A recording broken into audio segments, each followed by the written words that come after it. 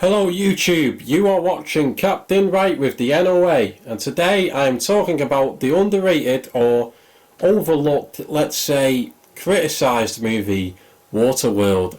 Is it really as bad as people say, or is it an underrated masterpiece? Let's get into this. So Waterworld is essentially Mad Max on water, and I have to say I am really impressed with the practical effects. This was normal back then, but with all these CGI modern movies having like fake looking over the top action in it that's too unbelievable to take seriously, seeing a film with practical effects like these is great, and it's quite clear that they spent a hell of a lot of money on this film, and the effects and the environments in this film really show for it. Like, they all went out in this film when it comes to budget, and it really shows, and it really adds a sort of like richness to the film.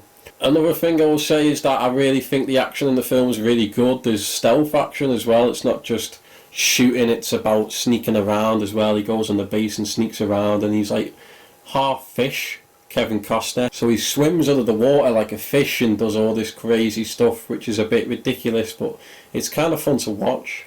And there's a good amount of comedy in it as well. Like, Dennis Hopper as the villain is pretty hilarious, and even the main characters have a few funny quips, but you can take the plot seriously as well. And even though it is kind of like a kids movie, there's some dark themes in it, like there's slavers for example, and there's scenes of people use women for sex and stuff like that. There's definitely some mature undertones, but nothing too explicit. The plot is pretty good as well. I just have a really fun time watching this movie whenever I get round to seeing it, and it rarely ever bores you. I mean, yeah, there's a few slow moments, but these moments are good for character development in my opinion. So all of this is quite welcome really. I think the only reason this film bombed is because of two reasons.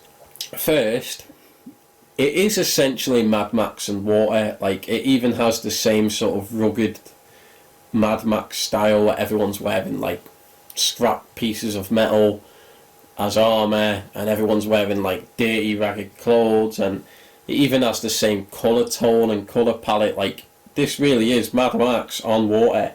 Even Kevin Costner in this movie, his character is essentially Mad Max again, like he's a lone wanderer type, and I think the film needed a bit more of its own identity. Like, it needed to be more original.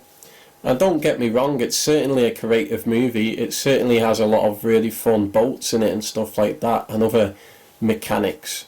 But it really did just feel like Mad Max and water, and it kind of needed its own sort of style, I guess, to really make it stick out and seem more original.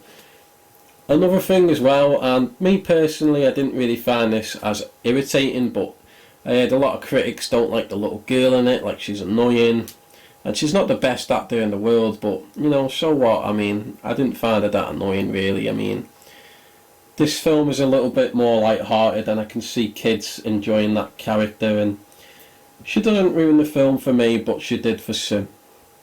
And overall, I just think it's a really good underrated film that gets overlooked, and you know, it needs another visit. You know, I think it deserves a cult following, and I think more people need to rewatch Waterworld and give it another go, because in my opinion it's actually pretty ace, it's actually pretty awesome. And that's my thoughts on Waterworld. I enjoy the film a lot.